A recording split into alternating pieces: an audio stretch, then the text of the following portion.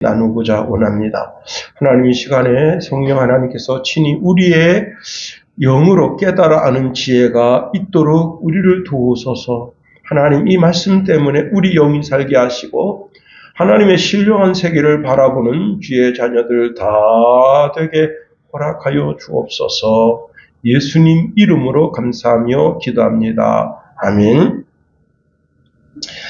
오늘 본문에 있는 말씀을 통해서 멈추지 않는 영적 성숙의 비결, 그런 제목 가지고 말씀을 살펴봅니다. 특별히 이제 오늘 본문의 말씀 15절에 이런 말씀을 주고 있습니다. 이 모든 일에 전심전력하여, 전심전력한다. 또 우리가 사명 안에 거한다.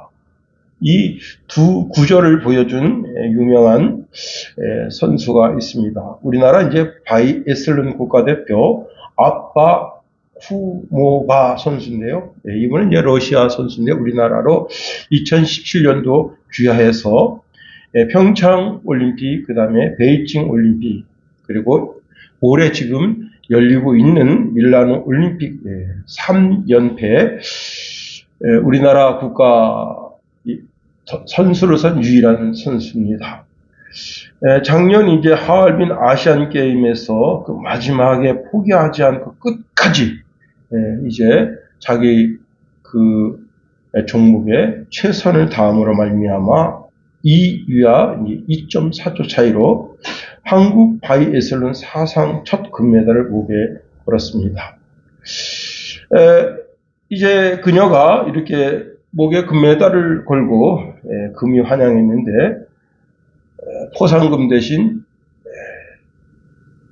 계약 해지라는 통보를 받게 됐습니다. 이유는요, 소속팀은 정당하지 않은 이유로 국가대표 선발전 보이콧을 지시했는데 그녀는 오직 태극마크를 달고 시합에 나가겠다는 일념으로 팀의 지시를 거부하고 당당하게 이제 대한민국 대표 선수로 나가서 목에 금메달을 걸었습니다. 그런데요, 그녀가 이제 이 금메달을 목에 걸기 위해서 어떻게 했느냐? 이탈리아 안테르셀바에 거기까지 가려면 비행기 싹이 들잖아요. 또 거기 가서 체류하려면 체류비가 들잖아요. 이 일체를 자기 자비로 돈을 낸 겁니다. 그리고 올해 2026년 동계 올림픽을 준비했습니다. 어떤 사람이 이제 이 선수에게 이런 말을 했습니다. 그냥 포기하고 돌아가도 그 누구도 당신을 비난하지 않을 겁니다. 이렇게 말을 했는데 그녀가 이렇게 했습니다. 팀은 나를 버렸을지라도 나는 나를 믿어준 대한민국과 나의 사명을 포기할 수 없습니다. 자기 주어진 일에 전심전력 다 했다 하는 겁니다. 환경이 나를 도와주지 않고 내가 거금을 투자해서 이제 훈련에 임하게 되니까 내 주머니가 비게 되는 그런 상황 속에서 팀 전체가 나를 배신하는 차가운 시선을 겪으면서도 하나님이 나에게 주신 그 직분에 전심전력하면서 하나님의 부르심에 임하는 태도를 가지는 것이 오늘 우리가 가져야 할 신앙의 태도라 할 수 있습니다. 자신의 안위보다 태극마크의 가치를 귀하게 여긴 아빠 쿠모바 선수처럼 우리 또한 세상의 보상이 아닌 하나님이 주신 영적 은사와 사명을 위해서 전심전력을 다해야 한다는 사실입니다. 내 존재를 통째로 내게 주신 그 사명에 갈아 넣는 그런 모습이 있어야 하는 겁니다. 오늘 사도 바울은 디모데에게 진보를 나타내는 삶을 가지라고 명령하고 있습니다. 여러분, 요즘 바람이 심상치 않잖아요. 오늘 아침에도 바람이 심상치 않았습니다. 어제도 낮에 바람이 참 심상치 않았습니다. 근데 이렇게 바람이 심상치 않게 불 때는요, 아주 작은 불씨가 딱 떨어져서 그 불씨가 금방 이내 큰 불로 이어집니다. 안양천에 이제 한 어르신이 술 잔뜩 드시고 잔디밭에 이렇게 대자로 넣어서 담배 피다가 담배불을 옆에 딱 놨는데 그 불이 순식간에 불이 붙었습니다. 지나가는 분들이 이제 그 불을 끄려고 이제 이렇게 노력하는데 그 사람 노력으로는 이게 안 돼요. 그냥 촉촉촉 타들어가니까 그 주변에 상가에 있던 한 분이 이제 자기 소화기 갖다 끄는데 꺼졌다가 이내 불이 붙습니다. 근데 누가 119에 신고해서 12일 만에 이제 소방차가 왔습니다. 소방차가 와서 물 촥 뿌리니까 이내 꺼졌습니다. 그게 그 잔디밭이고 그 잔디밭 끝자락이 산입니다. 불탔으면요, 난리 납니다. 여러분, 그 미국에 산불 나가지고 엄청난 화재를 일으켰잖아요. 그와 같은 겁니다. 참. 그런데 이걸 우리가 영적으로 생각해 보자고. 내 속에 있는 작은 불씨, 정말 미미한 불씨, 그 불씨가 막 일어나게 돼서 그 내 속에 있는 그 작은 불씨가 내 재능을 키우고 그 재능이 점점 자라면 전문가 그 이상의 능력을 발휘하게 되는 겁니다. 그런데 우리가 그 재능을 그냥 묵혀두면 아무것도 아닌 것처럼 그냥 사그러지게 되는 거예요. 나는 우리 김성찬이를 보면서 김성찬은 주위 사람들을 자꾸 이렇게 키워요. 그 친구가 참 절망 속에 있을 때 그 절망 속에 있는 그 친구에게 가서 밥 사줘 하면서 저는 참 그게 처음에 못마땅했습니다. 야, 밥 사줘 가면서 그것도 친구라고 북도 다주고 그리고 돈도 얼마나 많이 꽂았는지 몰라요. 다 받았는지 안 받았는지도 모르겠고 그러면서 그 친구를 위해서 그렇게 자기를 희생하는 그 참 좋은 모습이죠. 그래서 그 친구가 점점 이제 사회적 한 일원으로 자리 잡아갈 수 있도록 붙드는 것. 그게 전심전력하는 삶이라 할 수 있습니다. 여러분 자전거 있잖아요. 자전거 배울 때 참 신기하죠. 저는 동네에 이제 자전거가 조그만 자전거가 있었어요. 근데 참 그거 한번 만져보기도 쉽지 않습니다. 굉장히 구차하게요. 그 자전거 옆에 가가지고 막 일부러 그 친구를 칭찬을 합니다. 야, 너 진짜 자전거 잘 탄다. 멋지다. 이렇게, 그 옷도 멋있네. 그러고 그러면서 자전거를 한번 쓱 만지면 그 친구가, 너도 한번 타볼래? 그럼 한번 타볼까? 여러분, 타면 어떻게 되겠습니까? 그냥 나가 떨어지죠. 왜? 한 번도 안 타봤으니까. 그런데, 그렇게 한두 번 타보다가, 어느 순간에 자전거를 타게 됩니다. 신기해가지고, 제가 그 자전거를 친구가 100m만 타 그랬는데, 한 500m 탔습니다. 타고 갔더니 그 친구가 칭찬해 줄 줄 알았더니 욕을 바가지로 합니다. 와, 그날 진짜 평생 먹을 욕을 다 먹었어. 다 들었어요. 응? 야, 그 친구가 그럴 친구가 아닌데 아주 찰지게 욕을 하더라고요. 그런데 그 다음날 딱 그때 네가 좀 타볼래? 그래서 제가 또 막 타고 여러분. 그런데 자전거 탈 때 요령이 뭐죠? 넘어지지 않게 페달질을 계속해야 됩니다. 페달질을 계속하는 것, 그게 바로 열정이고 그게 전신전력 하는 것이라 할 수 있습니다. 자, 바울은 에베소에서 목회하고 있는 지금 어려움에 직면한 디모데를 봅니다. 자, 그의 삶과 환경에 지금 거짓 선생들이 난무하고요. 그 다음에 디모데는 나이가 어려요. 그 나이 어린 것 때문에 이제 어려움을 겪고 있습니다.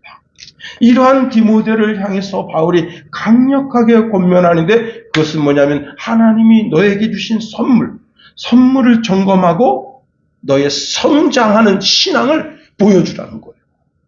우리가 오늘 본문에 있는 말씀을 통해서 세 가지로 한번 살펴보겠습니다. 첫 번째는요, 은사를 방치하지 말고 소중히 여기라 말씀합니다. 14절에 이렇게 말씀하고 있습니다. 내 속에 있는 은사 곧 장로에 의해서 안수 받을 때에 예언을 통하여 받은 것을 가볍게 여기지 말며 그랬습니다. 여기 은사라고 하는 단어가 그 유명한 카리스마입니다. 카리스마.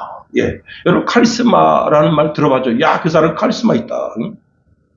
그 분야의 독보적인 어떤 스타일이 보인단 말이에요. 자, 그런 뜻입니다. 이 카리스마는 오늘 여기는 카리스메라고 쓰여져 있는데 카리스메는 하나님의 값없는 은혜 또는 선물이라는 뜻입니다. 선물은 뭐예요? 본래 내 것이 아니었어요. 그런데 받은 거예요. 그게 선물입니다. 그런데 여기 보니까 이렇게 말씀하고 있습니다. 디모데가 지금 그 은사를 어떻게 받게 됐는가 하면 장로회에서 안수할 때에 예언을 통해서 주어진 공식적인 사명과 능력이라는 겁니다. 자, 이 14절을 보면서 제가 이제 목사 안수식 할 때를 생각했습니다. 제가 이제 우리 제일교회에서 목사 안수를 받았는데요. 그때 이제 많은 목사님들이 오셔서 이제 설교도 해주시고 축하와 권면도 해주셨는데 다른 건 다 생각이 안 나는데 우리 제일교회 이무웅 목사님이 잠언서 27장 23절 내 양떼의 형편을 부지런히 살피며 내 소떼의 마음을 두라. 그 말씀이요. 평생의 제 심령에 이게 잠겨져 있어요. 내 마음을 성도들에게 두라. 성도들에게 두라. 예. 자, 바울은 디모데에게 하나님께 받은 은사를 가볍게 여기지 말라는 겁니다. 이게 가볍게 여기다라고 하는 것은 관심을 두지 않는다. 가볍게 여기다 무시하다 그런 뜻입니다. 즉 은사를 활용하지 않음으로 말미암아 자기에게 있는 그 은사가 유명무실해졌다는 겁니다. 지금 디모데가 목회 현장에서 환경적인 요인 또 수많은 영지주의자, 율법주의자들이 난무하고 그리고 여기에는 헬라 사상이 아주 난무합니다. 그런데 거기에다가 설상가상으로 디모데가 나이가 어린 것 때문에 이제 위축되어져 있어요. 그래서 그런 위축되어져 있는 그 디모데를 바라보는 바울의 그 간절한 마음이 뭐냐면 너가 지금 가지고 있는 그 은사가 뭐예요? 가르치는 은사예요. 말씀을 가르치는 은사, 그것을 소멸시키지 말라는 거예요. 쫄지 말라는 거예요. 담대하게 나가서 말씀을 증거하라는 겁니다. 여러분, 여러분에게 있는 은사를 잘 생각하세요. 응? 내가 피아노를 잘 칩니다. 그 은사를 정말 더 잘하려고 노력하고 또 노력하는 거죠. 자기 은사를. 어떤 사람은 가서 친구에게 권면을 잘합니다. 그 사람 참 그냥 이렇게 그냥 몇 마디 말을 주고받으면서 그 상대방의 마음을 아주 포근하게 하고 그리고 그리스도에게로 돌아오게 합니다. 그런데 또 희한한 은사를 가진 분이 있죠. 뭐냐면 이렇게 그리스도에게로 돌아온 사람을 또 다시 세상으로 돌려보내는 그런 은사를 가진 분이 있는 것도 사실입니다. 제가 웬일이야? 이런 한마디 들으면요. 괜히 왔네. 그처럼 말 들으려고 내가 여기 왔다 하고. 그렇습니다. 그 경근 선생님 이야기가 있습니다. 이 경근 선생님이요. 성은 안 써요. 그 이름이 경근인데 경씨가 있을 수 있겠는가. 그래서 내가 이분은 이제 성함은 안 쓰고 경근 선생님 이야기인데 이 경근 선생님이 이제 지금으로부터 14년 전에 뭐였냐면 한마디로 말하면 일진이었습니다. 그 학교에 좀 힘 좀 쓴다는 애들 안 맞은 애들이 없어요. 다 조폐입니다. 그니 파출소 드나드는 거는 예산일이에요. 이틀에 한 번, 하루에 한 번씩 막 드나들고, 그 다음에 가끔 경찰서도 가고, 아주 그냥 진짜 문제합니다. 그때마다 이제 자기 담임선생님이 와서, 부모님도 오지 않아요. 담임선생님이 와서 걔를 이제 이렇게 보호자로 해서 보내줍니다. 근데 얘가 공부머리는 없어요. 어떻게 하느냐. 이 모든 교과서가 만화책입니다. 그 연필로 그림을 그리는 거예요. 전부 만화책의 그림이에요. 선생님이 다 보니까 얘를, 너는 이 그림 쪽으로 만화 쪽으로 나가야 돼. 응? 그러면 너는 대성할 수가 있어. 그래가지고 얘를 강제로 이 새끼야, 와 이 새끼야. 깃발에서 끌고 어디 갔느냐. 미술학원을 들어가고. 그리고 찍소리 하지 마, 이 새끼야. 여기 3개월 동안 학교 안 와도 좋아. 자율학습 안 해도 좋아. 여기서 3개월 동안 그림 그리는 거 하고, 너 그림 그리는 거로 대학 진학. 그리고 3개월치 자기 월급에서 끊어주고. 자기 부모도 자기를 사실 포기했습니다. 엄마 아빠도 포기하고, 자기 집안 모든 사람이 다 포기한 거예요. 그런데 이 선생님이, 이 새끼 너는 이거 그림 갖고 해야 돼. 다른 거, 네가 지금 이 자리에서 구경 쐰다고 되겠어? 눈물이 확 쏟아지고. 다른 사람 아무도 안 믿어주는데 그 선생님만큼은 자기를 믿어줘. 그래가지고 나도 우리 선생님 같은 선생님이 되야겠다. 그래서 다짐을 하고 이를 악물고 공부를 해서 그림 공부죠. 그래서 이제 미술 선생님이 되고 그 다음에 이제 교원 자격증을 땄는데 이제 이렇게 이렇게 뭐 배치고사 거기 떨어졌어요. 그래가지고 이 사람이 어딜 갔냐면 이제 대안학교에 갔습니다. 근데 여러분 대안학교 좋은 학교를 간 게 아니라 아주 그냥 진짜 문제아들이 있는 이놈의 새끼들이 다 그냥 7, 8명이 딱 나가고 오토바이 훔쳐가지고 타고 가는 거야. 기가 막히죠. 근데 이분이 뭐였었다고요? 일진이었잖아요. 애들 좁혀버립니다. 막 빼버려 새끼들 말이야. 그러니까 얘들이 선생님 일진인 건 아는데 우리 이렇게 패면 되겠습니까? 새끼들 말 안 들으니까 그렇지. 근데 오토바이 훔쳐가지고 끌고 다니는 거 딱 보고 오토바이 그 자세 때려 부셨습니다. 선생님도 일진 때 오토바이 탔다면서요? 그러니까 그래 탔었지. 근데 내 눈 앞에서 내 친구가 죽는 걸 나는 봤다. 나는 너희들이 오토바이 타다 죽는 걸 뭔지 알아. 와, 그 애들이 거기서 다 숙연해졌습니다. 그리고 그래 일진인 나도 마음 굳혀먹고 공부해서 이 사회에 조금 도와주는 그런 인물이 됐는데 너희들은 안 되겠지. 예, 경근 선생님 이야기입니다. 자기가 그 학생들 정말 그 깡패 같은 애들 누가 보듬을 수 있겠어요. 그런데 나도 과거에 일진이었어. 그런데 내가 너희들을 알아. 그러니 나와 같이 마음 다 잡고 공부하자. 예, 참 대단합니다.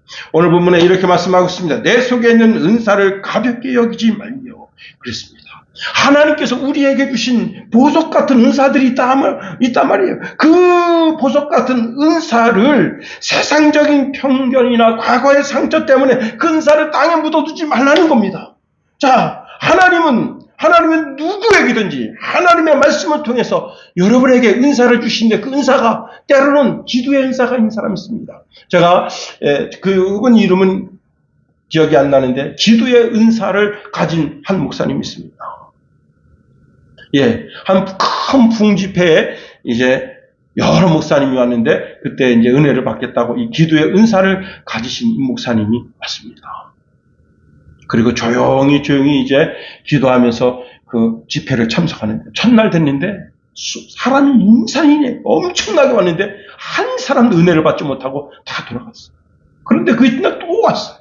근데 부흥 강사 목사님이 그 기도 은사를 받은 그 목사님에게 물어봤습니다. 목사님 저를 위해서 기도해 주십시오. 아니 왜 그러세요? 부흥 인도에 잘 하시는데.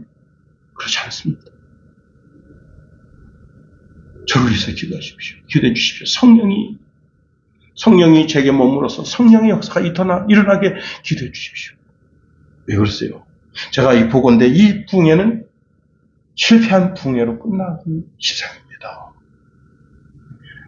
제가 그 성도들을 바라보니 성령이 역사하시는 것이 아니라 그들 속에 시기와 이기심, 질투 이런 것들이 그 10년 가운데서 그 어느 누구도 지금 회개하려고 하지 않았습니다.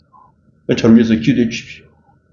그런데 이 기도의 은사를 가진 이 목사님이 뭐 대단하고 뭐 어떤 멋진 미사 그런 용어를 사용하면서 기도한 게 아닙니다. 아주 순수하게 기도했어요.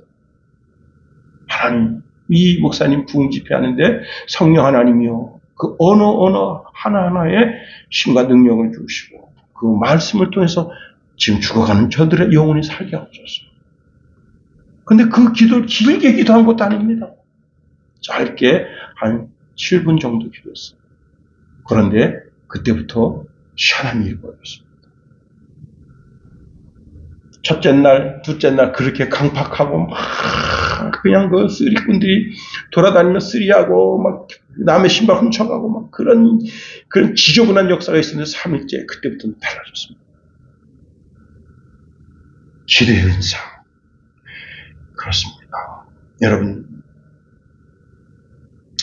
한 개그맨이 여러분 그 목소리를 흉내내는 개그맨 있지 않아요?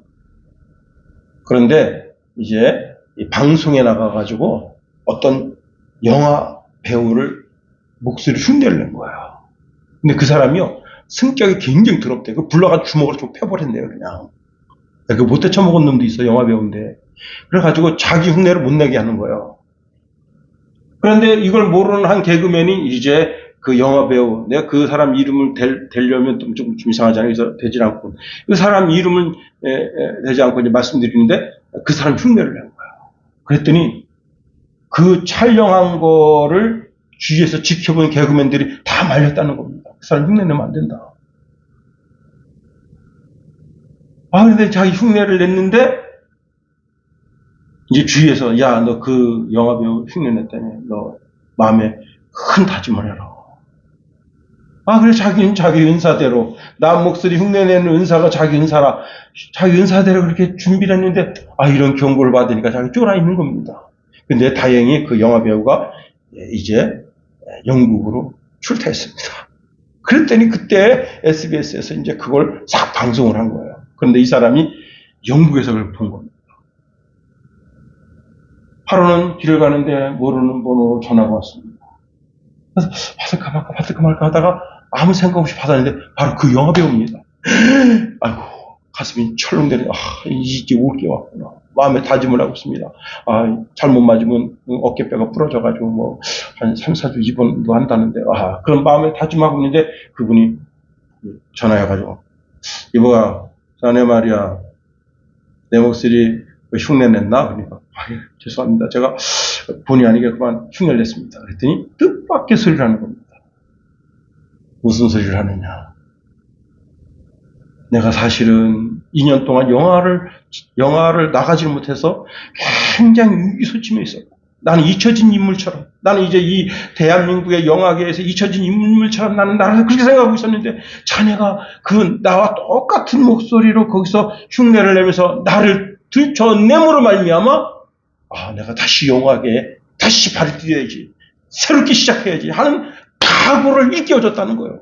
그런데 얼마 있다가 아니나 다를까 영화 감독이 전화 왔다. 그래서 고맙다고. 나를 흉내내줘서 고맙다고. 나를 마음껏 돌아다니면서 나를 좀 홍보 좀 해달라고. 그래가지고 그 사람이 유튜브에다가 여러분.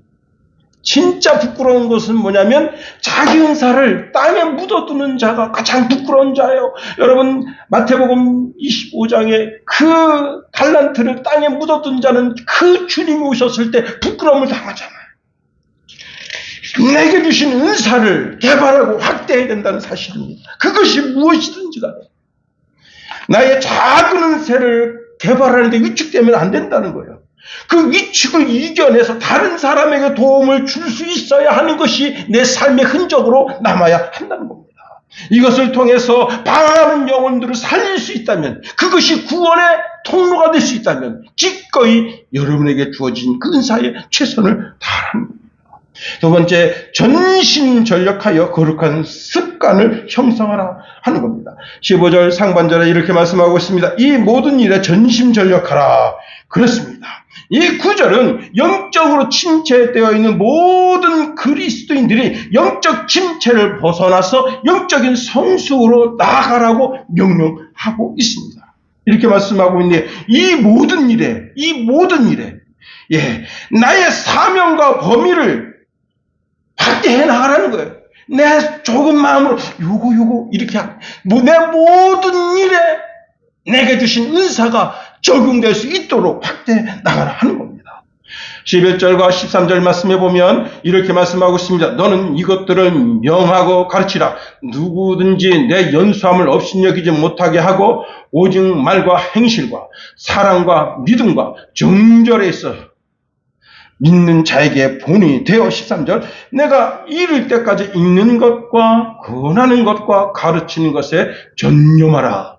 그렇습니다. 성도에게 있어서 삶에서 본이 되는 삶, 말과 행실뿐만 아니라 사랑과 믿음 또한 정절까지도 믿음의 본이 되는 삶이 되어야 하는 겁니다. 우리가 본이 되는 삶을 살기 위해서 하나님이 주신 은사를 소홀히 하면 안 된다. 그럴 때 영적인 성장은 어느 한 부분, 기도의 삶에 치우쳐서 일어나는 것이 아니고 내 전인격적으로 내 삶의 모든 영역에서 골고루 일어서게 되는 겁니다. 그 다음에 여기 전심전력하라 했습니다. 전심전력한다고 하는 말은 무슨 뜻인가 하면 열심히 하는 것을 넘어서 하나님의 말씀을 끊임없이 되새기며 묵상하면서 그 말씀대로 살기 위한 연습을 부단히 해야 한다는 겁니다. 그렇습니다. 여러분, 사실 여기 이 전심전력이라고 하는 단어 속에는 훈련과 몰입이 내재되어 있는 단어라는 거예요. 세계적인 이제 바이올리니스트 피콜로 피가니가 죽으면서 자기 평생 켜던 바이올린을 기증을 했습니다. 이 제노바시에서 그러면 그 피아노, 그 바이올린은 어떻게 해야 되겠습니까? 어떻게 해야 되겠어요? 그 시의 바이올리니스트 중에 최고인 사람에게 그 바이올린을 줘서 그 바이올린을 키게 해야 되는데 멍청하게 그걸 여러분 유리관을 만들어서 거기다 딱 집어넣는 거예요. 어떻게 되겠습니까? 다 썩어서 없어져. 예. 여러분, 집도 희한하잖아요. 집도 사람만 살고 1년 이상, 2년 이상 되잖아요. 그럼 희한하게 집이 이상한 벌레들이 와서 살고요. 시골집 있잖아요. 시골집, 흙집 허물어져요. 그런데 사람이 그 집에 살잖아요. 희한합니다. 그러면 벌레도 살지 않고요. 집이 허물어지는 법도 없습니다. 그런데 이 멍청한 시에서 그걸 유리관에 집어넣어가지고 기념비처럼 놔뒀더니 그냥 다 사가버린 겁니다. 여러분, 모든 일에 전심전력해야 돼요. 전심전력. 그렇습니다. 여러분, 내 마음을 모든 일에 두고, 아주 작은 일에도 내 마음을 두고, 큰 일에도 내 마음을 두고, 취미생활, 그것도 부수적인 것으로 여기지 말고 그 취미생활 거기에서도 전심전력하고 모든 시간, 모든 삶에 전심전력하고 쉬는 것도 전심전력해서 쉬어야 됩니다. 어영부영 쉬면 이상하게 더 피곤합니다. 쉬는 것도 전심전력해서 잡담도 그냥 잘나면 대차게 자야 되고 뭐든지 전심전력. 그렇습니다. 그렇게 해서 자기 자신의 진보를 드러내는 삶을 살아야 된다는 겁니다. 세 번째로 성장의 증거를 모든 사람에게 증명하라 말씀하고 있네요. 자, 마지막 절에 너의 성숙함을 모든 사람에게 나타나게 하라 그랬습니다. 이 성숙함이라고 하는 단어가 이제 개역 성경에는 성숙함인데 옛날 성경에는 진보라는 단어로 되어져 있습니다. 이 진보라는 단어가 무엇인가 하면 군인들이 이제 정글을 가게 될 때 정글에 1년 사람 안 다니면요 길이 없어져 버려요. 그럼 어떻게 되죠? 맨 앞에 있는 그 군인이 이 정글 칼로다가 길을 내면서 갑니다. 대나무가 있으면 대나무를 자르고 소나무를 그리고 잘라서 그 길을 내면서 가는 거예요. 그게 바로 이게 성숙함 또는 진보라는 단어입니다. 그렇습니다. 제일 먼저 제일 앞에 서서 길을 내면서 가는 거예요. 정주영 회장이 이런 말씀했습니다. 길이 없으면 길을 찾아야 하고 찾아도 길이 없으면 닦아 나가야 한다. 그렇죠. 여러분, 그 정주영 회장이 그 순천만인가요? 어딘가서 막는 사건은 진짜 세계적인 사건이잖아요. 여러분, 그걸 실시간으로 중계했다니까, 실시간으로.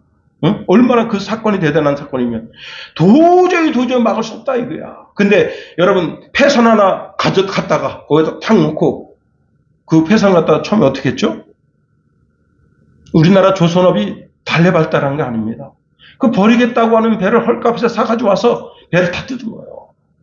안에 위에 전부 다 뜯은 거예요. 다 뜯어가지고 똑같이 만들어서 똑같이 배를 하나 만든 거예요. 그리고 폐선 갖다 거기다 딱 대고 그리고는 이제 그러니까 정주영 있는 사람 보통 사람 아닙니다. 우리나라 국방 산업이 어떻게 발전되게 되는가, 조선 산업이 어떻게 발전되게 되는가 일본이 안 가르쳐 줍니다. 일본이 어떤 나라인데요. 정주영이 그 폐선 갖다 딱 그냥 실축을 한 거예요. 그리고는 딱 갖다 놓고 우리가 이 패선 여기다 바다에 잠근다 이거야. 딱 잠그니까 물이 싹 멈추는 거야. 누가 그런 방법을 생각해낼 수 있겠습니까? 누가? 여러분, 우리 현대건설에서 사우디아라비아에 가서 길을 뚫었잖아요. 길을 뚫는데 현대건설 직원들은 대낮에 다 숙소에서 다 자빠져 자고 있어. 그래가지고 사우디아라비아 관계자가 와가지고 이놈의 나라 이 게으른 꼴이야 이 새끼들 말이야 언제 그 길을 닦을 거냐 말이야. 다 자빠져 자고 있네. 그런데 언제 일합니까? 저녁 때 되니까 횃불 들고 일하는 거예요.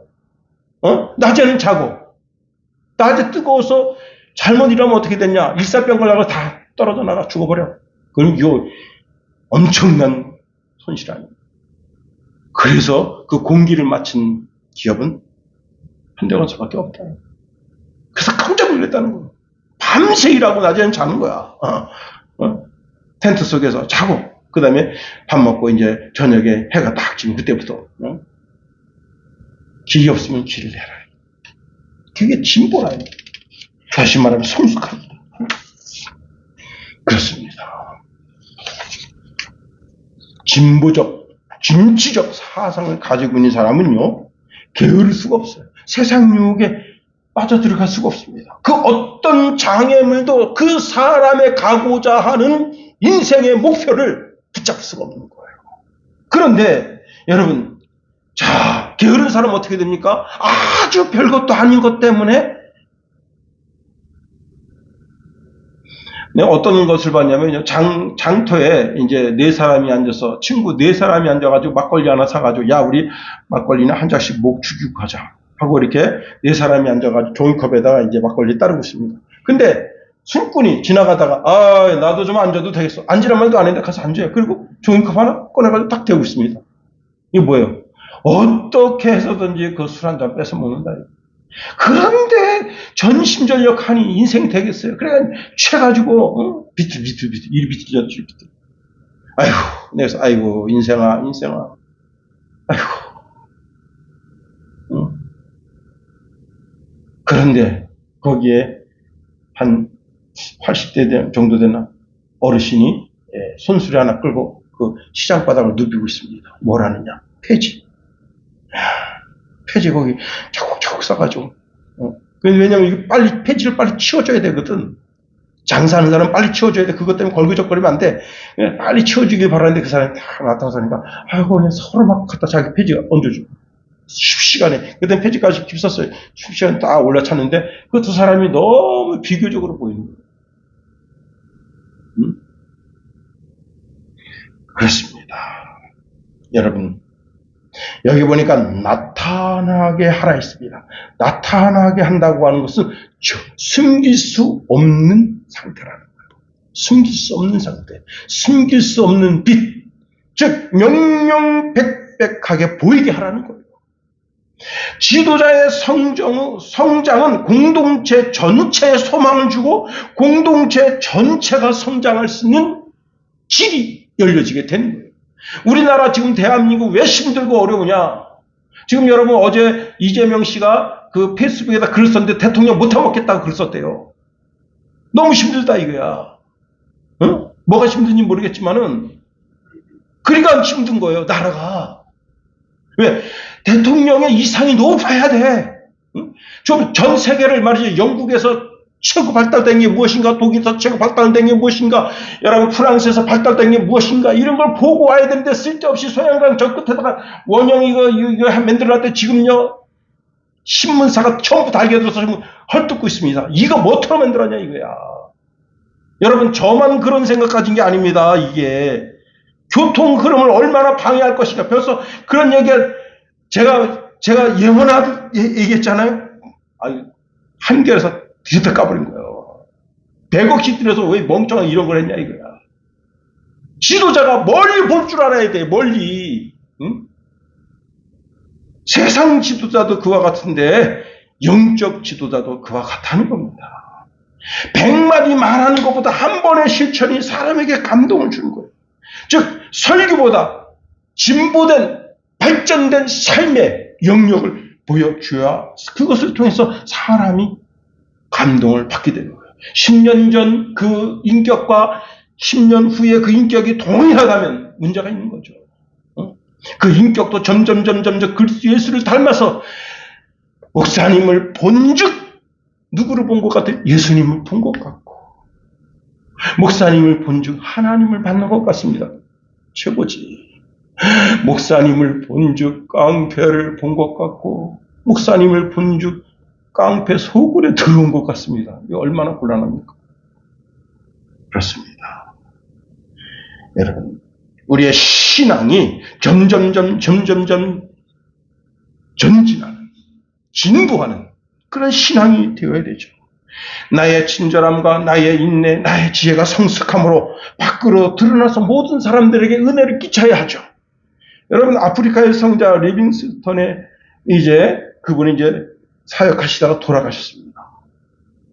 그때 한 기자가 원주민에게 이렇게 물었습니다. 리빙스턴이 전한 복음이 무엇입니까? 그랬더니 그 원주민이 이렇게 말했습니다. 우리는 그가 하는 말을 잘 모릅니다. 하지만 우리는 그가 어떻게 살았는지를 알고 있습니다. 그는 항상 우리를 사랑했고 우리를 위해 울었으며 우리와 함께 고통을 나누었습니다.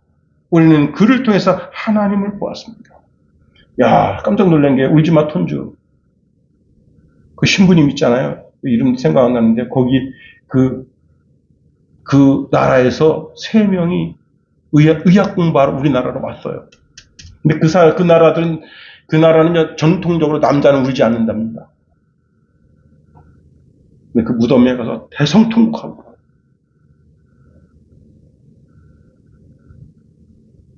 와, 근데 제 가슴도 뭉글뭉글하죠. 그 나라는 전통적으로 남자는 우는 걸 수치스럽게 생각한다는 거예요.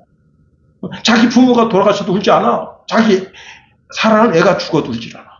그게 그 부족들의 전통적인 그런 남자의 스타일이잖아요. 근데 그 무덤에 가서 대성통곡하는 거예요. 왜? 뭘 받기 때문에, 뭘 얻었기 때문에 그분을 통해서 그리스도의 사랑을 받았단 말이에요. 응? 그리스도가 뭔지를 알았단 말이에요. 그렇습니다. 여러분, 이제 말씀을 마칩니다. 여러분, 하나님께로부터 받은 바 은사가 무엇입니까? 잘 생각해 보세요.